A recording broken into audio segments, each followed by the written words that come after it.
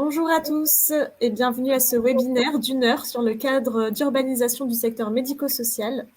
Avant de donner la parole aux intervenants, sachez que voilà, vous pouvez poser vos questions dans l'onglet questions en bas à droite. Il y aura aussi des sessions questions-réponses dédiées. Voilà, je vous souhaite un bon webinaire, puis je laisse la parole à Morgane. Bonjour à tous et merci pour votre participation sur ce nouvelle séquence de webinaire des travaux d'urbanisation du secteur médico-social. Aujourd'hui, on va vous parler d'identité électronique des acteurs. Quand on parle d'acteurs, on parle des personnes qui sont les usagers, les professionnels et les structures. Donc, c'est assez fondamental dans tous ces travaux d'urbanisation de parler de la question de l'identité. Ça sous-tend tout ce qui est sécurisation des échanges en toute confiance. On va faire cette présentation à plusieurs voix. Donc, tout d'abord, je vais vous présenter donc Odile Jamet de la délégation du numérique en santé, Jean-Baptiste Milone, qui est directeur de projet référentiel et services socle à la délégation au numérique en santé, Florian Cateau, qui est directeur de programme à l'agence du numérique en santé, Marc Devos, responsable d'offres à l'agence du numérique en santé, et moi-même, Morgane Berthelot, en charge du domaine médico-social à l'agence du numérique en santé. Sans plus attendre, on va rentrer donc dans le vif du sujet en vous faisant un rappel de ces travaux d'urbanisation, rappel synthétique pour vous préciser l'ambition de ces travaux et comment le sujet de ce jour s'inscrit dans tous ces travaux. Et je laisse la parole à Odile.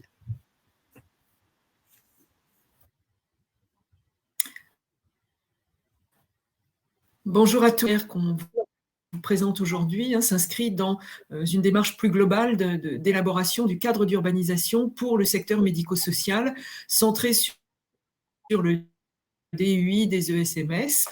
Et donc, on est en ce moment en train de démarrer une phase de concertation de ce cadre d'urbanisation, qui est un document qui se veut être un document repère pour l'ensemble de l'écosystème pour le déploiement du numérique dans le médico-social. Et donc, l'objectif, c'est de proposer une cible urbanisée dans laquelle on va essayer d'expliquer comment les différents services s'articulent les uns avec les autres, comment tout ça s'articule avec les usages des professionnels, des structures et des usagers.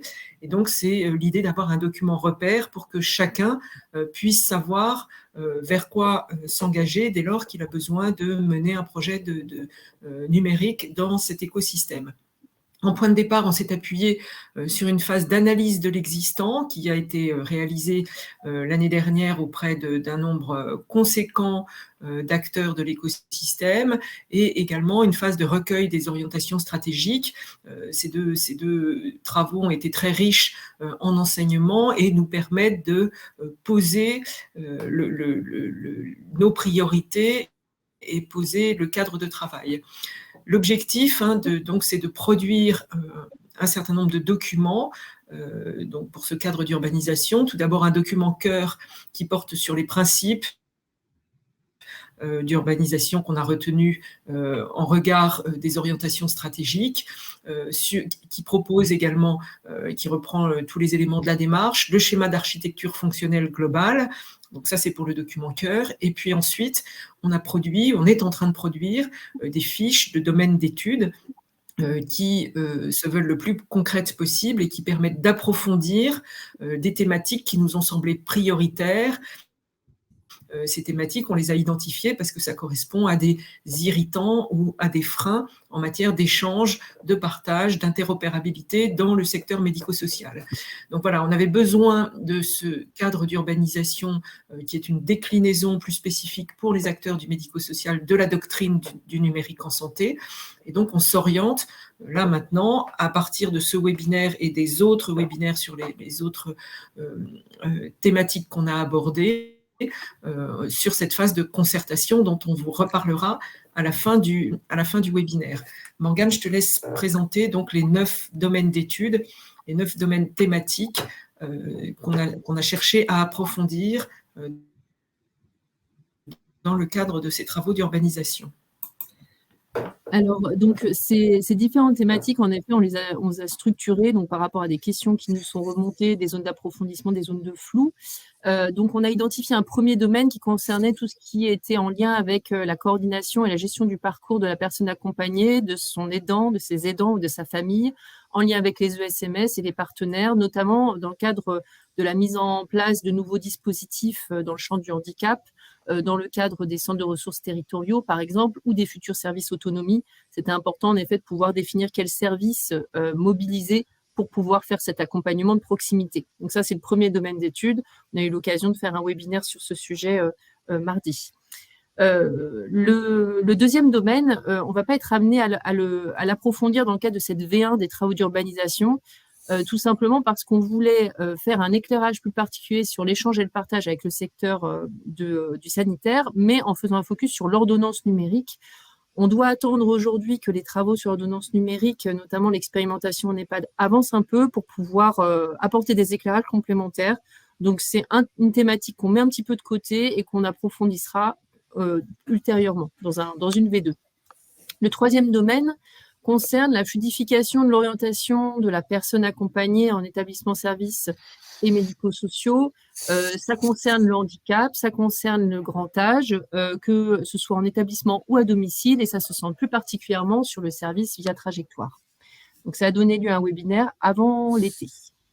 Le domaine 4 concerne tout ce qui permettrait de fluidifier, favoriser le parcours de l'usager dans sa connexion sur des sites, des portails d'information en santé, des portails de services en santé qui lui permettent justement d'accéder à des démarches de connaissance de l'offre, démarches d'accès à ses droits, mais également démarches plus globales de prise de connaissance de ces informations sur sa santé et l'articulation avec Mon Espace Santé. Ce webinaire aura lieu jeudi prochain. Le cinquième domaine concerne l'urbanisation interne à l'établissement ou au service médico-social. Et ce sujet-là, on ne l'a pas traité fondamentalement là, pour une première version. On a plutôt renvoyé à un enjeu de comment optimiser et rationaliser la remontée des données liées à des multiples saisies qui étaient constatées dans les ESMS. Et ce sujet-là, plus spécifiquement, on l'a adressé dans le domaine d'études 8 qu'on a évoqué en webinaire vendredi dernier. Le domaine 6 concerne l'automatisation des échanges avec principalement le domicile dans le cadre de la télésanté à domicile, les dispositifs médicaux, l'Internet des objets plus largement. De la même manière, on a souhaité décaler un petit peu la publication d'orientation dans cette V1. On n'est pas encore suffisamment avancé, il nous faut encore approfondir des choses pour pouvoir éclairer correctement ce domaine. Donc, à ce stade, la V1 du cadre d'urbanisation n'intégrera pas cet approfondissement. Le domaine d'études 7, c'est ce qu'on va évoquer aujourd'hui. Ça sous-tend tous nos travaux. Bien identifier les acteurs pour pouvoir échanger, partager en toute confiance. Le domaine 8, donc je l'ai évoqué, c'est l'enjeu de rationaliser et d'optimiser la remontée des données avec une notion d'orchestrateur de données. Et enfin, le domaine d'études 9 concerne plus spécifiquement les liens entre les conseils départementaux et les ESMS du champ du domicile, service autonomie. Enjeu en effet de pouvoir fluidifier les interactions et ça mobilise notamment le standard ESPADOM. On a eu l'occasion d'en parler la semaine dernière dans le cadre d'un webinaire également. Donc, ces différents zooms, c'est bien évidemment pas exhaustif. Vous avez vu qu'on a dû aussi prioriser un petit peu les champs d'exploration. Donc, c'est un travail qui va se poursuivre, qui va s'approfondir. Et aujourd'hui, donc, c'est surtout une concertation qui s'ouvre sur le domaine 7. Et cette concertation-là, elle est un petit peu particulière, c'est qu'en fait, ça donne lieu à un référentiel d'identité électronique des acteurs. Et notre enjeu, c'est surtout de porter à votre connaissance ce référentiel, ces fondations, et comment est-ce qu'il s'applique concrètement pour vous, acteurs du secteur médico-social. Et je vais passer la parole à Jean-Baptiste qui va vous parler justement de ce référentiel. Oui, bonjour à toutes, bonjour à tous. Donc effectivement, tout ce qu'on vous raconte aujourd'hui, enfin, l'essentiel de ce qu'on vous raconte aujourd'hui se base sur ce référentiel d'identification électronique. Donc un référentiel qui est disponible, hein, qui est facile à consulter sur le site de l'ANS et qui a été rendu opposable donc, le 28 mars 2022 et qui comporte 3 volets en fait. Un volet relatif à aux usagers, aux moyens d'identification électronique des usagers ou des patients, un volet relatif à l'identification électronique des professionnels en tant que personnes physiques et un volet relatif à l'identification électronique des professionnels en tant que structure, en tant que personne morale.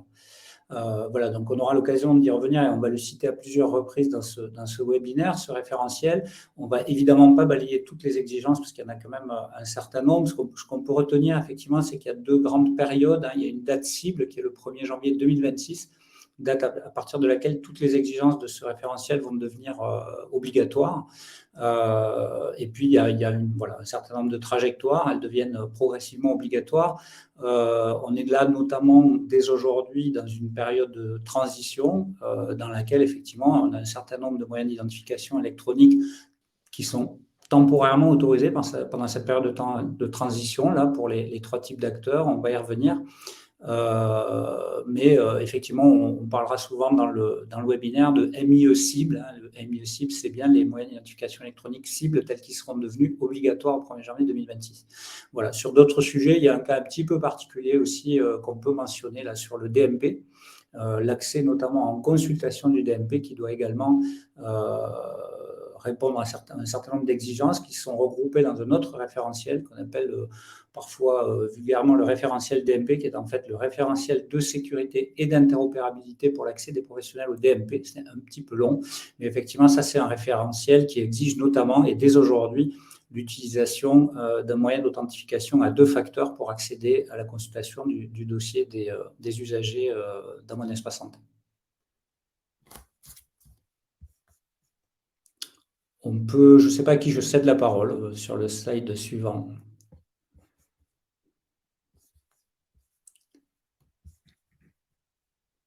Morgane, on ne t'entend pas. Je pense que tu as ton micro qui est coupé. Oui, tu es en mute. Pardon, excusez-moi, j'ai eu un petit souci de rafraîchissement. Voilà, donc pour recontextualiser, merci Jean-Baptiste, les enjeux.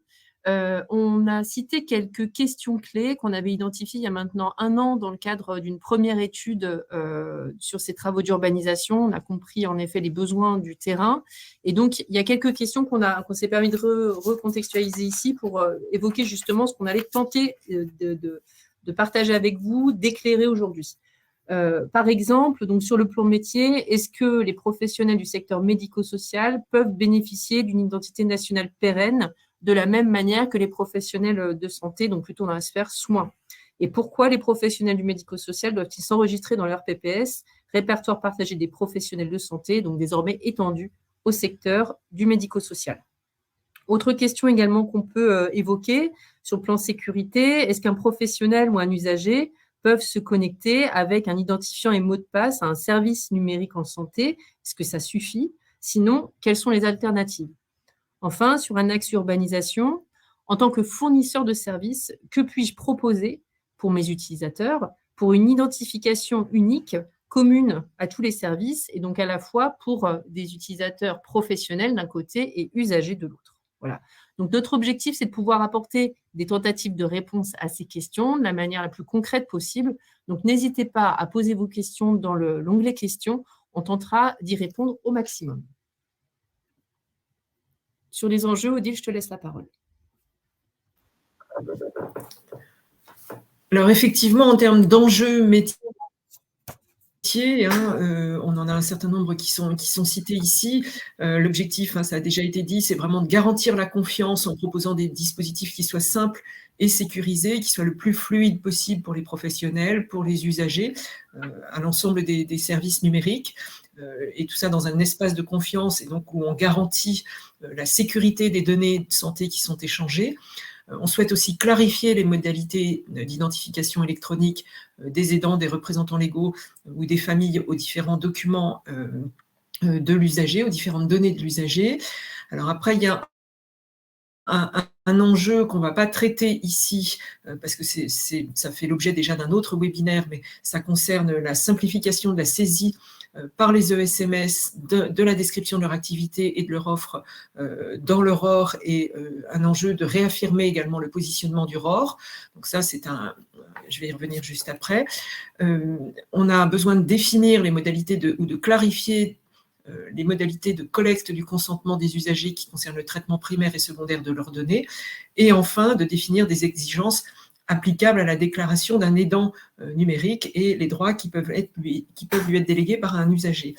Alors, ces différents enjeux et les réponses aux questions que Morgane vient de vous présenter, on les a traités au travers d'axes de travail. On a identifié 6 axes de travail que vous voyez indiqués ici.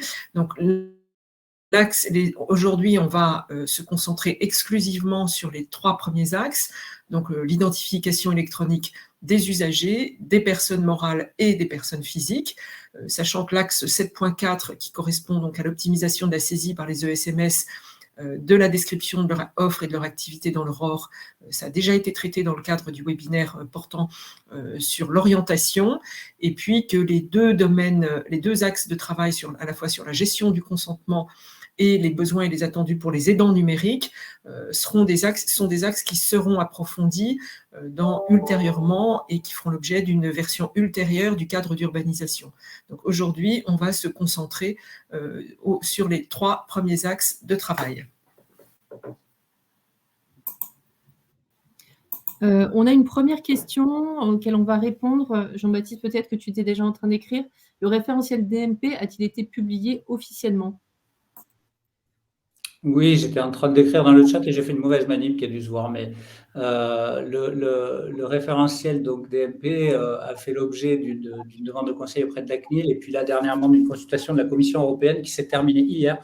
Donc il est disponible en version post-concertation publique là, sur le site de l'ANS et la version officielle devrait être publiée là, dans les jours, les semaines qui viennent, d'ici la fin du mois de septembre. Merci. Pas d'autres questions pour l'instant dans l'onglet questions. Alors, on va poursuivre. Et donc, on va démarrer avec un éclairage sur l'identification électronique des usagers. Premier axe. Alors, dans cette présentation, sur la partie de gauche, vous allez voir, on a des schématisations. Je vous les explicite un tout petit peu, puisqu'on le retrouvera également pour les professionnels et pour les structures. Donc, on va avoir une schématisation avec des icônes en forme de personnes ou en forme de structure qui représentent simplement les acteurs qui sont amenés à se connecter. Donc là, on a la personne, l'usager. On a les moyens d'identification électronique qui vont être matérialisés par un encart bleu. On a sur la partie de droite des services. La partie de droite, on va avoir 2 natures de services. On va avoir mon espace santé là, qui embarque un certain nombre de fonctionnalités pour l'usager, donc notamment la messagerie citoyenne, l'agenda usager, le profil médical de la personne, le DMP. Et on va avoir également d'autres services qui peuvent être des services soft, comme Via Trajectoire pour les professionnels et pour les usagers, et puis des services du type portail d'information, portail de services. On a cité MDPH en ligne, d'autres typologies de services peuvent exister également pour l'accès aux droits. Et donc, on les a matérialisés de cette manière-là. Donc, l'objectif, c'est qu'on puisse vous montrer, en effet, plusieurs cas d'usage pour définir comment la personne usagée va pouvoir se connecter à ces différents services. Et je vais laisser la parole à Jean-Baptiste.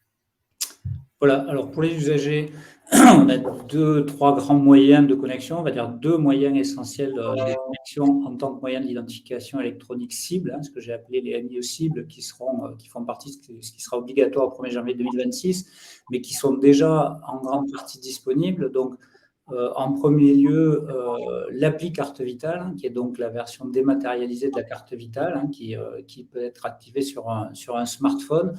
Donc, elle est disponible aujourd'hui dans 6 départements qui sont en cours d'expérimentation avec le GIE Sésame Vital. Donc, tout le monde ne peut pas encore y avoir accès. Mais en tout cas, elle va se déployer là, à partir de la fin de l'année. Elle va se généraliser progressivement dans les différents départements. Donc, cette appli carte vitale sur un smartphone, elle va permettre d'une part, effectivement, de s'authentifier de manière sécurisée et d'une manière simple à l'ensemble des services numériques en santé. Je peux donner l'exemple en premier lieu, évidemment, de mon espace santé très bientôt. Et puis, elle a un avantage très particulier par rapport à tous les autres moyens d'identification électronique, qui est même essentiel, c'est qu'elle véhicule de manière automatique l'INS, pour ceux qui connaissent, hein, donc l'identité nationale de santé de l'usager. Ce qui fait qu'en arrivant chez son médecin en lui présentant une appli carte vitale, on va éviter au médecin ou à l'hôpital ou ailleurs d'avoir à vérifier l'identité nationale de santé, notamment à présenter un dispositif au niveau de confiance d'identité comme une carte d'identité ou un passeport. Voilà, à partir du moment où on aura l'appli carte vitale activée dans son smartphone, on pourra l'utiliser pour ça et on pourra l'utiliser aussi pour se connecter à des services comme Mon Espace Santé ou comme tout autre service numérique en véhiculant l'INS. Le deuxième moyen, ça sera tous les dispositifs d'identification qui seront regroupés dans France Connect Plus. Donc France Connect Plus, c'est, on va dire, l'avenir de France Connect que tout le monde connaît.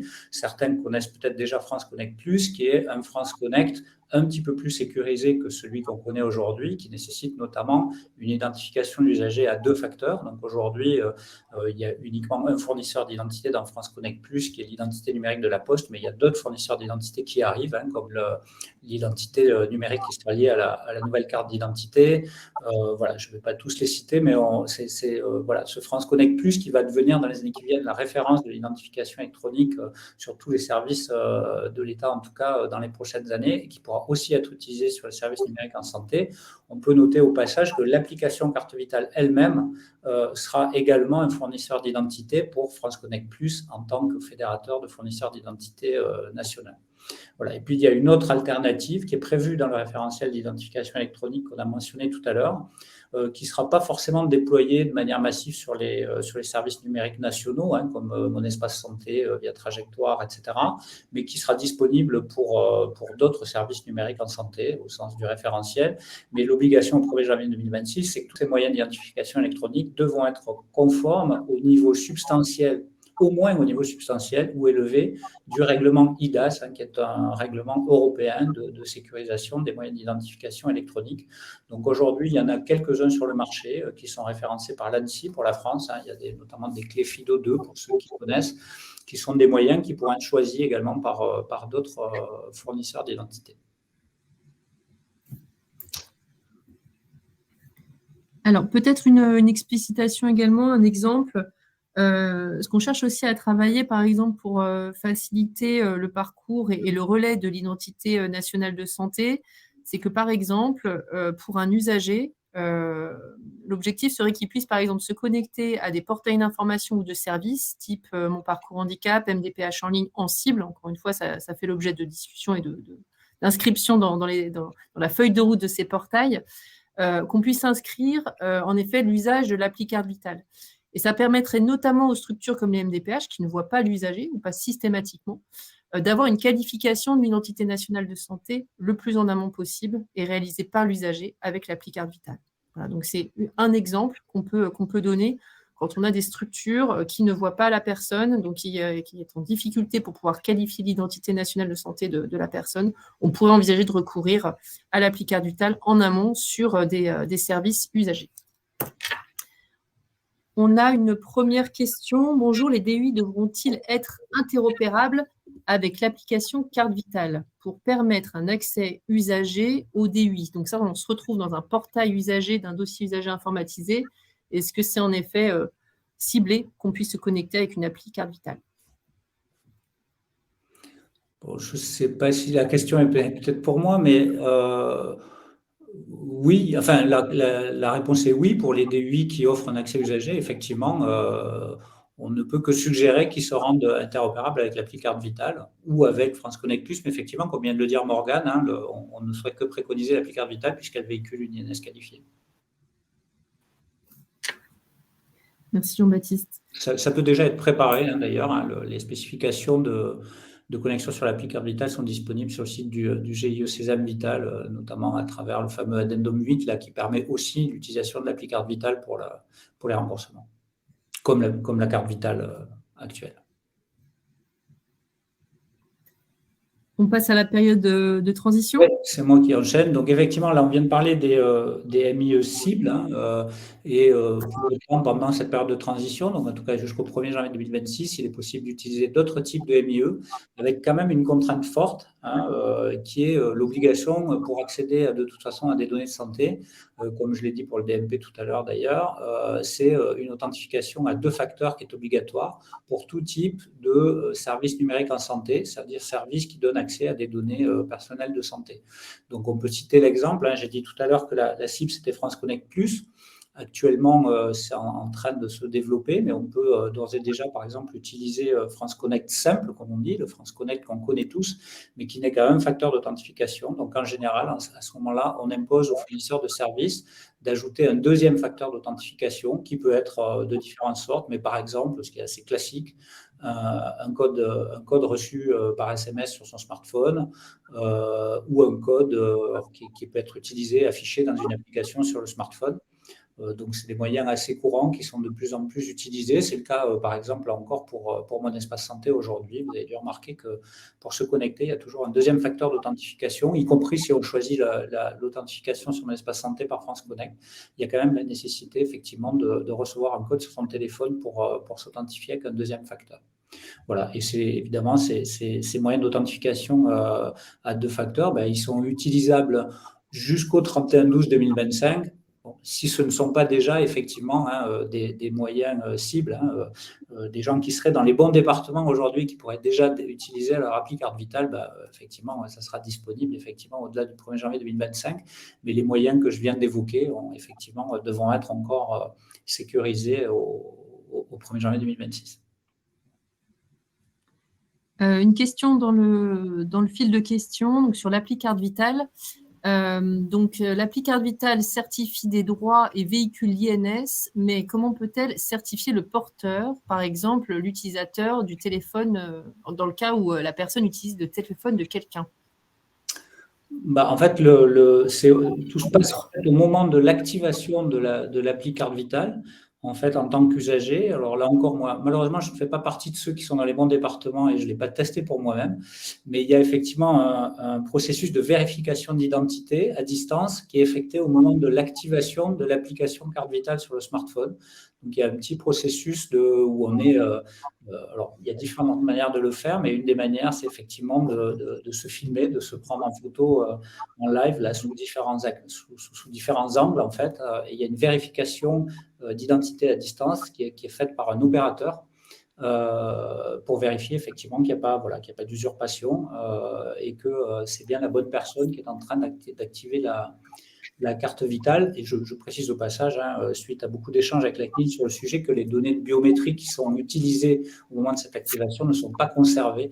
Elles sont seulement utilisées au moment de l'activation de la carte vitale. Mais c'est ce qui permet bien, effectivement, d'associer le numéro d'un smartphone, le numéro de téléphone d'un smartphone, avec une identité d'une personne au niveau substantiel, d'ailleurs, de ce que j'évoquais tout à l'heure, du règlement eIDAS.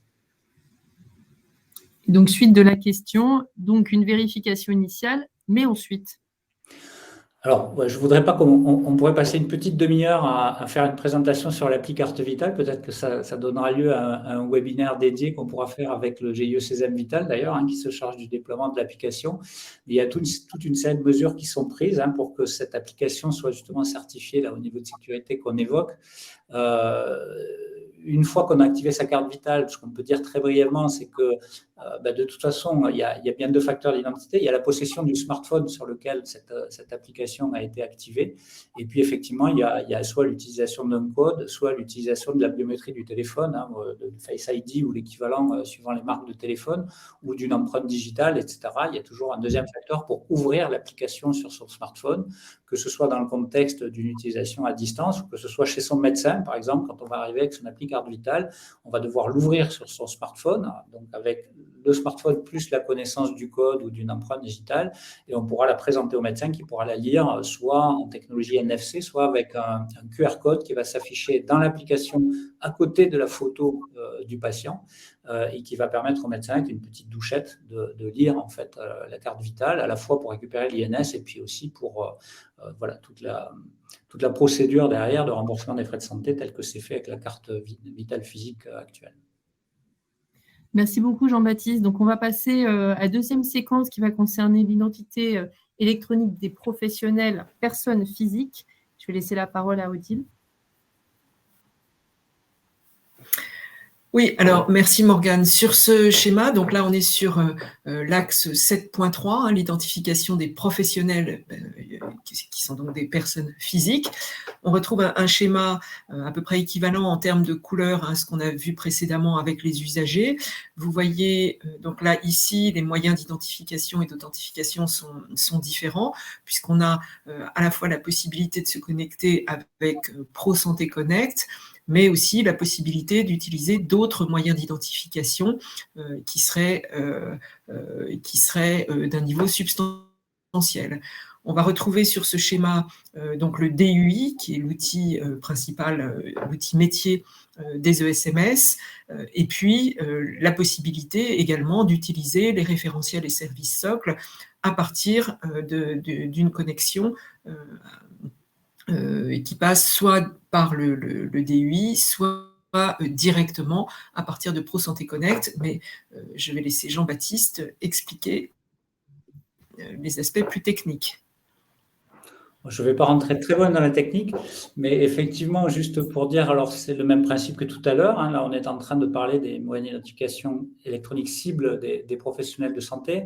On va beaucoup essentiellement parler de ProSanté Connect. Donc, je pense que la majeure partie des participants ont dû en entendre parler. Hein. On est dans un contexte où on voit bien à travers tout ce qu'on raconte, le référentiel d'identification électronique dont je parlais tout à l'heure, qui apporte un certain nombre de contraintes qui sont nécessaires dans la vie des usagers comme des professionnels aujourd'hui pour lutter notamment contre les usurpations d'identité et dans le cadre de la cybersécurité. Donc, on doit faire évoluer nos moyens d'identification électronique dans tous les contextes. En même temps, on a tous évidemment un enjeu qui est de trouver un moyen simple ou le moins contraignant possible de le faire pour les différents utilisateurs des services numériques en santé. Donc, dans ce cadre-là, côté puissance publique, il y a de gros investissements qui ont été faits et qui continuent à être faits, en particulier sur le moyen d'identification ProSanté Connect. Donc, ProSanté Connect, c'est un petit peu le France Connect des professionnels. Hein, c'est un peu comme ça qu'il faut le voir. C'est un fédérateur de fournisseurs d'identité. Donc, on peut l'utiliser aujourd'hui déjà avec ce qu'on appelle la carte CPS, avec la carte ICPS, qui est une version dématérialisée de la carte CPS, et puis demain avec d'autres moyens d'identification électronique, comme des clés FIDO, etc., qui seront également utilisables dans cette fédération d'identité. On va y revenir juste après, mais je dirais que c'est un petit peu, en tout cas, quand on veut faire simple pour un professionnel de santé, c'est un petit peu la voie royale, hein, ce ProSanté Connect qui va de toute façon, d'une manière obligatoire, se déployer sur tous les services numériques en santé. Quand je dis obligatoire, c'est que depuis le 1er janvier 2023 déjà, tous les services numériques en santé dits sensibles, c'est-à-dire en général les services numériques partagés qui sont en ligne au niveau régional ou national, sont obligés de donner la possibilité à un utilisateur d'utiliser ProSanté Connect pour se connecter. Alors ça ne veut pas dire que c'est le seul moyen pour se connecter. La puissance publique n'oblige pas les professionnels à utiliser ProSanté Connect, c'est probablement le moyen le plus simple et on y travaille, mais il y a également d'autres possibilités. Dans le cadre, là encore, du référentiel d'identification électronique, il est prévu qu'on puisse utiliser soit des moyens d'identification électronique qui seraient déjà pré-certifiés au niveau IDAS substantiel ou élevé. Donc, pour faire très court, ce sont des moyens d'identification électronique comme certaines clés FIDO ou cartes à puce qui font l'objet d'une certification par l'ANSSI. Mais une fois qu'ils sont certifiés, effectivement, on peut les acheter en ligne, on peut les acheter en magasin, hein, mais il faudra s'assurer effectivement qu'on utilise, pour un professionnel libéral par exemple, un moyen d'identification électronique certifié. Ça sera le cas à terme, bien entendu, de tous les moyens d'identification électronique de la Fédération ProSanté Connect, hein, qui seront à ce niveau substantiel.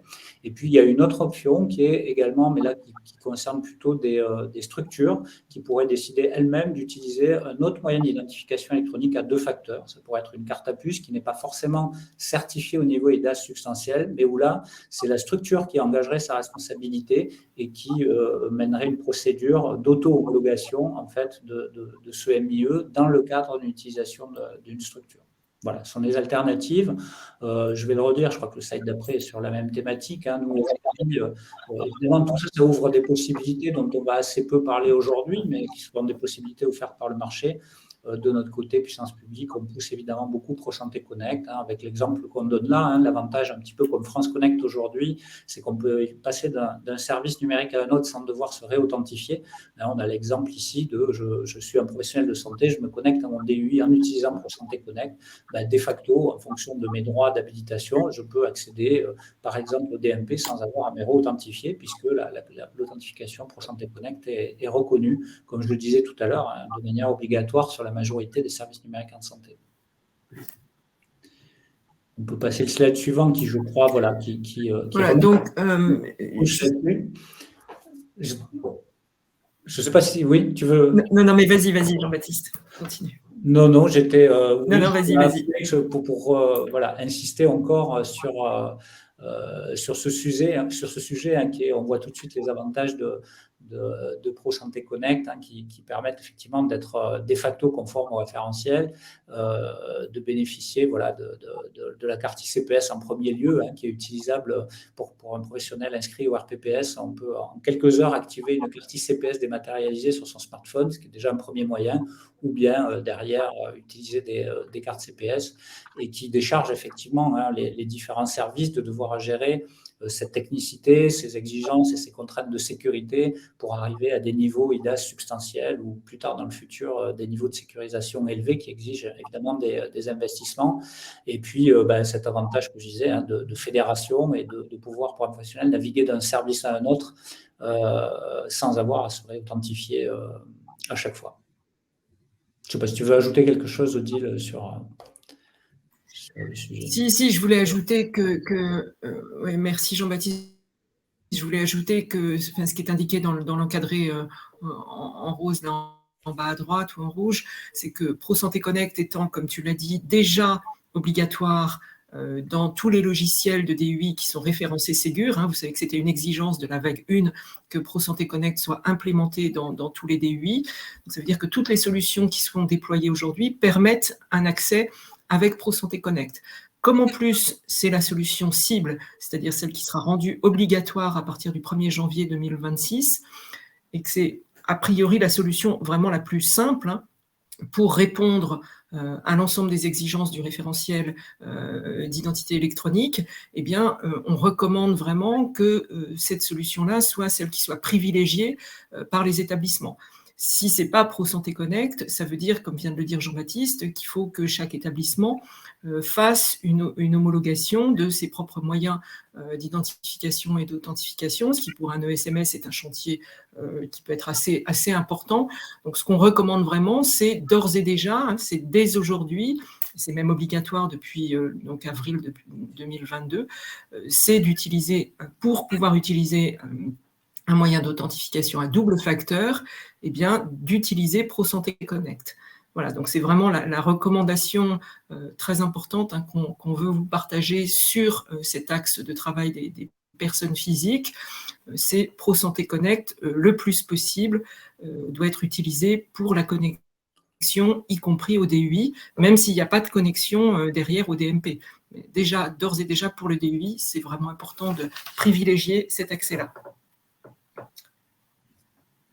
Peut-être on peut prendre quelques questions au passage. Il y en a quelques-unes auxquelles on a répondu là dans le chat. Effectivement, la question de… donc, c'est pas… tu as répondu aussi en même temps à ça, Jean-Baptiste. Le ProSanté Connect, c'est le France Connect des professionnels. Donc, c'est ProSanté Connect qui doit être utilisé par les professionnels. Il n'y a pas de France Connect pour les professionnels. L'authentification, elle est déjà à double facteur, elle est déjà obligatoire depuis avril 2022. Ensuite, il y a la question de Benoît Muller à laquelle Florian est en train de répondre, mais peut-être tu peux partager la réponse à l'oral. Et puis, alors Jean-Baptiste, avons-nous une date fixée pour l'accès au service socle DMP via le web DMP et l'INS grâce à ProSanté Connect? Oui, alors ce qu'on appelle le web PS DMP en fait en ligne, en fait, l'accès au DMP en mode web, il est déjà ouvert avec ProSanté Connect depuis le mois de décembre. sous réserve d'être dans la maîtrise d'habilitation et d'avoir accès au DMP en fonction de la profession. Pour l'accès via des API, via des logiciels comme le DUI, là, ce sont des travaux qui sont en cours et qui vont aboutir dans les semaines qui viennent, en fait, pour l'utilisation d'API ProSanté Connect pour accéder au DMP, à l'INS et puis également plus tard à l'ordonnance numérique. Toutes les spécifications, les référentiels qui vont être mis à jour, notamment le référentiel pour Santé Connect, là, devrait être mis à jour d'ici la fin de l'année. C'est de toute façon une mise en œuvre qui va être un peu calée sur le planning en cours de stabilisation là, de la vague 2 du Ségur numérique. Donc, je dirais qu'en tout cas, à partir de tout début 2024, ça sera possible. Après, ça va dépendre évidemment des capacités des logiciels et des différentes vagues du Ségur pour que ce soit utilisable. Peut-être oui, donc je rapporte peut-être la précision parce que j'ai un petit souci là pour répondre à la question. J'ai voulu y répondre, mais je bloque un petit peu. Donc, effectivement, la question de l'ouverture de ProSanté Connect à d'autres modalités d'authentification, effectivement, il est prévu d'intégrer l'accès à ProSanté Connect depuis des clés type FIDO2 qui seraient acceptées par ProSanté Connect. À date, ça serait à minima celles qui sont certifiées par l'ANSSI. Les travaux sont en cours, donc je ne sais pas vous donner une date précise, mais dans les prochains mois, ça devrait être possible. Ouais, je lis les questions en même temps dans le chat. Je voudrais peut-être juste, pour éviter des confusions, repréciser. Il y a eu une question sur à quelle date sera rendue obligatoire l'authentification à double facteur pour l'accès au DUI en parallèle de ProSanté Connect. Donc, je vois que quelqu'un a répondu, mais juste pour préciser, effectivement, ce que j'ai redit tout à l'heure, tous les services numériques, y compris le DUI, doivent implémenter des moyens d'identification électronique à double facteur et doivent implémenter obligatoirement ProSanté Connect depuis le 1er janvier 2023. Ça a été le cas des logiciels Ségur Vague 2. Je pense que c'est pour ça qu'on a répondu depuis avril 2022. Donc, tous les DUI Ségur intègrent ProSanté Connect. Par contre, effectivement, dans le cadre des moyens électroniques de transition pour accéder seulement au DUI, dans la phase de transition jusqu'au 1er janvier 2026, il est possible d'utiliser du login mot de passe sous réserve de satisfaire un certain nombre d'autres exigences du référentiel d'identification électronique, notamment sur la complexité des mots de passe, la fréquence de renouvellement des mots de passe, etc. Donc, je vous laisse le consulter. Mais pendant cette période de transition, il est toujours possible d'accéder de manière alternative au DUI en login mot de passe, par exemple. Donc à un seul facteur, mais bien évidemment, ça ne donnera pas accès au DMP sous cette forme-là. Il faudra faire une réauthentification, par exemple pour Santé Connect, pour accéder au DMP, même en mode web. On va poursuivre. En attendant, on va essayer de répondre aux questions au maximum dans l'onglet questions, et sinon on les prendra un tout petit peu à la fin. On va poursuivre par un élément important, c'est que pour pouvoir utiliser notamment ProSanté Connect et une ICPS, on a besoin de s'enregistrer dans le répertoire partagé des professionnels de santé. Et Marc va nous en dire un mot.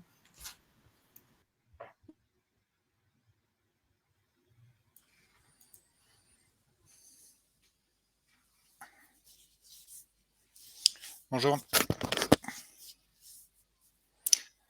Ouais, donc l'enregistrement dans le RPPS, donc il y a deux possibilités. Celle qu'on promeut, en tout cas à moyen terme, parce que tout le monde n'a pas encore France Connect, mais c'est aussi pour centrer la démarche d'enregistrement autour du professionnel lui-même. Hein. C'est pas l'établissement qui lui fournit un MIE, c'est bien le professionnel qui doit s'enregistrer. Il disposera d'une identité numérique pérenne. Voilà, et donc il est au centre de la démarche. Donc la cinématique, c'est que le professionnel s'enregistre ou se pré-enregistre plutôt avec son compte France Connect. Éventuellement, ça requiert qu'il en crée un. Et ensuite, c'est l'établissement, son employeur, qui valide la demande et qui reste dans une situation de responsabilité par rapport au fait que telle personne est bien intervenant dans le système santé sociale au sens large, avec tel rôle et tel profil d'accès ensuite aux services numériques. Bon, et comme disait Jean-Baptiste tout à l'heure, ça permet derrière de déclencher sous 48 heures l'activation de la ICPS. L'autre cas, alors, à ce stade, dans les premiers établissements qui ont commencé à enregistrer, c'est plutôt ce second cas qu'on a vu, mais je répète, à moyen terme, on privilégiera plutôt le cas numéro 1, notamment pour faire la jointure avec France Connect Plus quand ça existera. Je ne rentre pas dans le détail. Et puis d'autre part, ça garantit une qualité aussi des données d'état civil qui est meilleure. Donc, cas alternatif, c'est l'employeur qui s'occupe de tout, en gros. Donc, il recueille les données d'une part d'état civil et puis de contact, mail et mobile nécessaires à l'activation de la ICPS auprès de chaque professionnel. Et sur notre portail, il enregistre toutes ces données permettant, toujours en bout de chaîne, que le professionnel puisse activer la ICPS et s'en servir.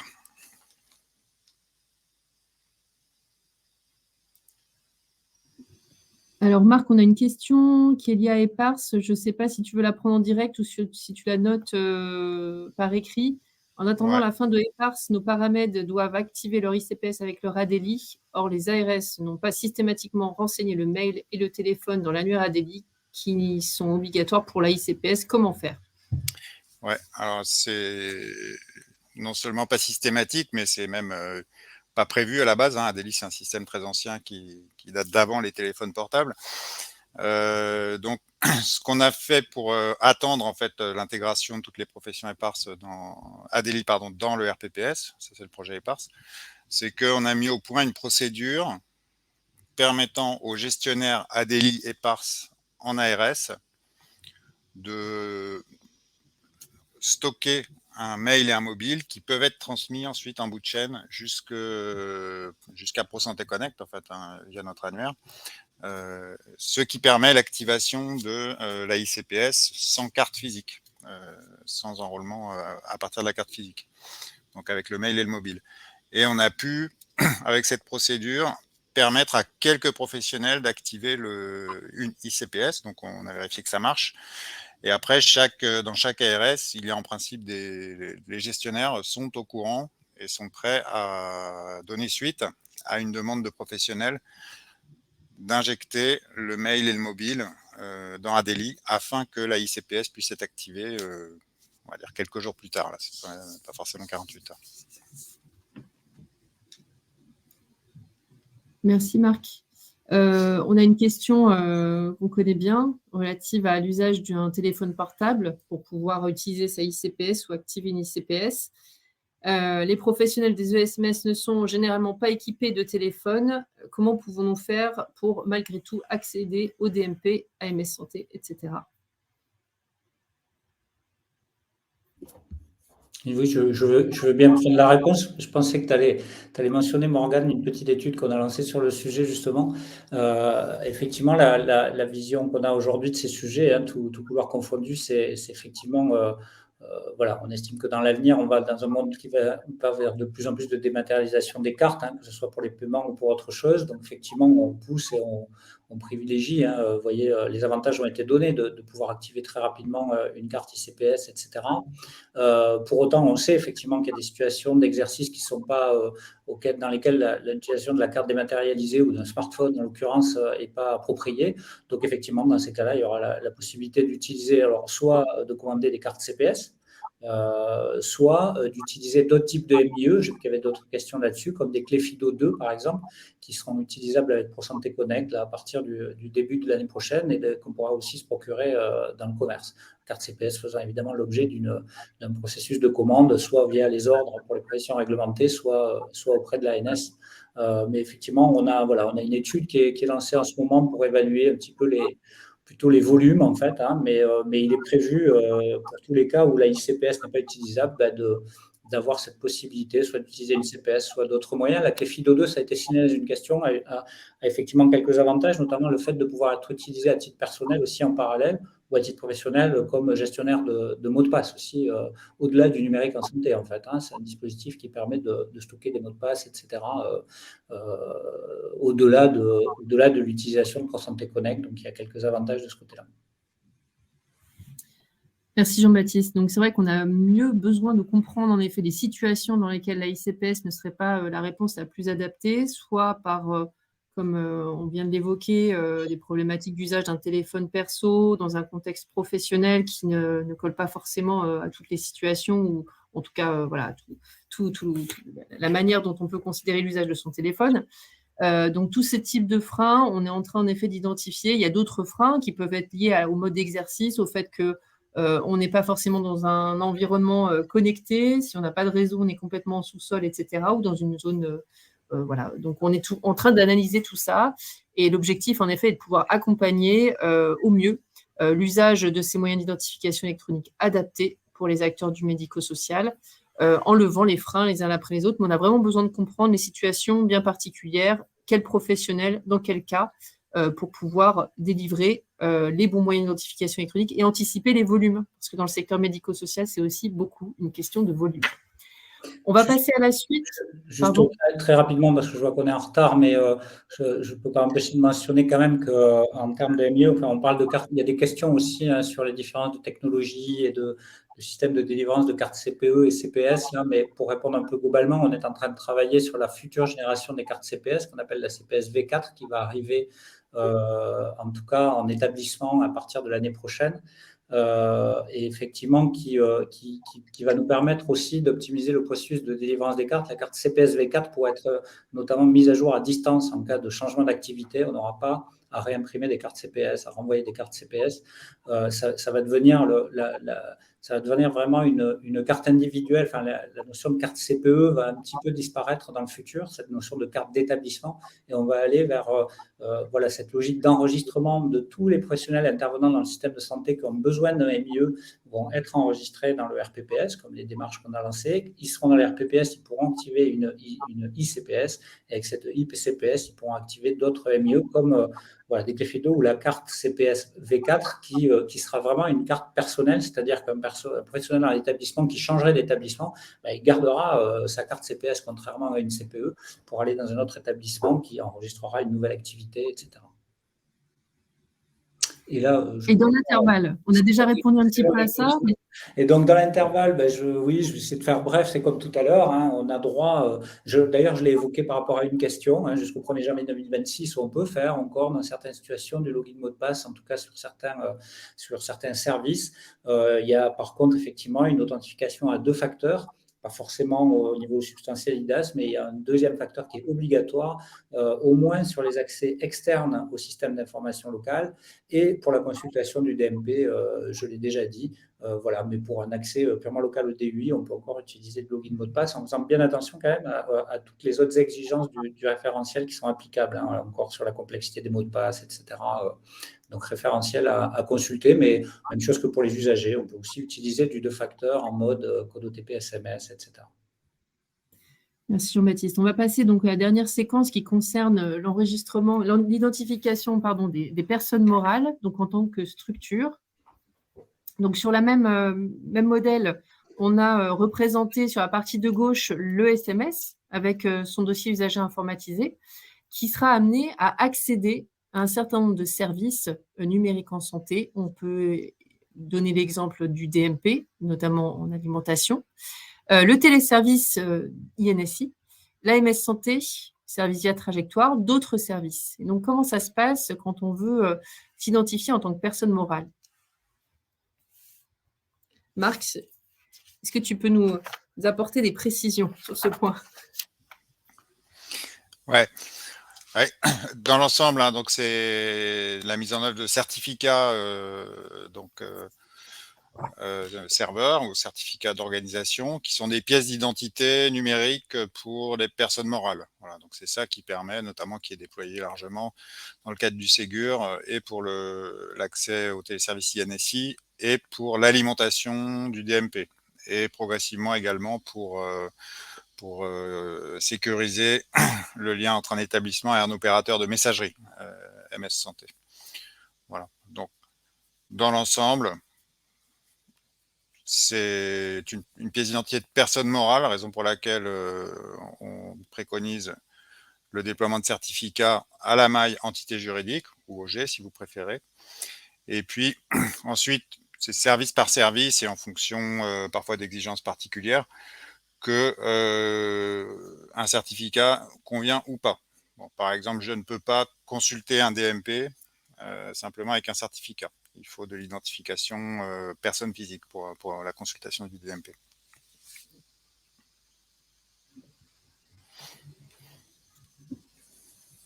Et donc, en cible, si on se projette sur l'utilisation des certificats versus l'identité individuelle des professionnels, comment ça se passe?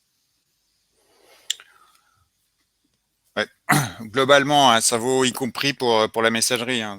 De plus en plus, on est dans une logique, même pour des boîtes organisationnelles d'authentification individuelle à 2 facteurs de chacun des professionnels qui accèdent à la boîte. Bon, donc de plus en plus, c'est quand même l'identification personne physique qui sera privilégiée. Toutefois, il y a encore de la place pour l'identification personne morale, bien sûr, notamment pour des flux automatisés. Hein. Bon, je peux penser au compte-rendu de biologie ou autre. Et comme je disais, c'est le responsable de traitement à chaque fois, alors, sachant qu'il est soumis à tout un tas de règles, bien sûr. Je pense au cas du DMP, avec le référentiel. Bon, mais chaque responsable de traitement définit les règles, en particulier de traçabilité de quelle personne physique a accédé à des données de santé, en fait. Voilà. Peut-être ajouter que c'est les mêmes démarches administratives de contractualisation auprès de l'ANS qui permettent d'une part de commander et ensuite d'installer des certificats et d'enregistrer des professionnels personnes physiques dans notre portail IRPPS / RPPS+. C'est la même étape administrative préalable. Merci Marc. On va passer donc aux prochaines étapes, une fois qu'on a donné quelques grandes orientations sur l'identification des usagers, des professionnels et des structures.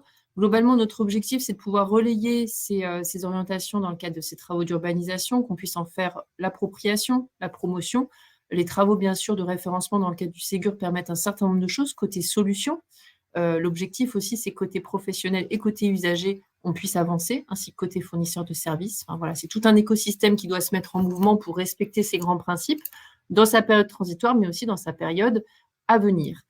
Simplement aussi pour vous dire que, comme on l'a évoqué, on a des travaux d'identification, des limites, des freins à la ICPS, des travaux qui sont engagés dans le cadre des task force moyens d'identification électronique qui vont permettre justement de mettre en place progressivement des solutions et d'accompagner notamment des pilotes pour pouvoir identifier, en fonction des cas d'usage, des moyens d'identification électronique adaptés. Enfin, sur la partie RPPS, donc on va mettre en place également, dans le cadre de la feuille de route d'évolution du service, une API qui permettra de favoriser l'alimentation du RPPS, notamment en cas de changement de situation des professionnels. Voilà quelques exemples d'actions. Et je vais laisser le mot de la fin à Florian, qui va nous récapituler les grands principes de ce qu'on vient d'évoquer ensemble en ce début d'après-midi. Alors, sur la partie des usagers, donc vous avez, j'espère, bien compris le message clé appli carte vitale. Donc, effectivement, c'est le moyen qu'il va falloir favoriser pour tout ce qui est accès des usagers à des portails. Évidemment, le déploiement est en cours. Donc, il y a également la possibilité d'utiliser France Connect et France Connect Plus pour proposer des moyens d'authentification aux usagers. Pourquoi l'appli carte vitale par rapport à France Connect Plus? Parce qu'elle va vous permettre de bénéficier de l'INS et donc d'apporter de la fluidité dans la prise en charge des usagers. D'ici là, en transitoire, les services les portails qui exposent ce type de services peuvent mettre en place des moyens d'identification de transition du moment qu'ils sont effectivement à double facteur. Sur la partie professionnelle, le message effectivement à retenir, c'est que certes, la puissance publique investit massivement dans ProSanté Connect et étoffe l'offre pour proposer d'autres moyens d'authentification à ProSanté Connect que la CPS et la ICPS. On a évoqué notamment l'ouverture sur des clés de type FIDO, donc pour étoffer l'offre de services. Néanmoins, ProSanté Connect n'est pas la seule solution et le choix peut rester ouvert à l'utilisation d'autres moyens d'identification du moment que ces derniers soient certifiés EDAS substantiels ou élevés ou si la structure s'oriente vers le choix d'homologuer son propre moyen d'identification électronique. Toujours est-il, on est également dans une période transitoire avec des possibilités qui restent offertes aujourd'hui pour proposer des moyens de transition pour permettre d'avoir une trajectoire qui soit soutenable jusqu'à cette cible. Et enfin, sur la partie identification des personnes morales, donc des structures, on va effectivement, comme vous l'avez compris, plutôt être dans une tendance à favoriser l'identification électronique personnelle, donc de la personne physique, et on va plutôt être dans une démarche qui va viser à restreindre l'utilisation de ce type d'authentification sur des usages relatifs à des automatisations d'échanges entre différents services numériques. Merci beaucoup, Florian. On espère que vous avez tout compris, bien tout intégré concernant le référentiel d'identité électronique des acteurs. Le replay sera bien sûr disponible très prochainement. On va vous mettre à disposition également le support. Sachez que tout ça va donner lieu également à une publication dans l'espace de concertation. N'hésitez pas à contribuer. Vous avez déjà des documents qui sont accessibles. Faites-en une relecture, postez vos contributions. Ou tout simplement contactez-nous pour transmettre vos questionnements ou vos retours, les sujets que vous identifiez comme étant encore non traités ou insuffisamment traités. Toutes les questions que vous nous posez, on les documente et on va en apporter des réponses, donc ça nourrit la concertation. Donc on vous remercie beaucoup pour votre contribution. C'est grâce à vous, grâce à vos questions, grâce au relais que vous pourrez faire aussi de ce webinaire, que la concertation va pouvoir en effet bien s'opérer et qu'on saura si on peut complètement répondre aux attentes que vous pouvez avoir sur le terrain de manière concrète au quotidien. Le dernier webinaire aura lieu jeudi prochain. Il sera consacré à la simplification du parcours des usagers au détour des différents portails de services et portails d'information, avec la place également de Mon Espace Santé. Il se fera également avec la CNSA qui interviendra dans le cadre de ce webinaire. Donc, on vous souhaite une très bonne après-midi et on vous remercie encore pour votre implication. À très bientôt. Merci, au revoir. Merci beaucoup, à très bientôt.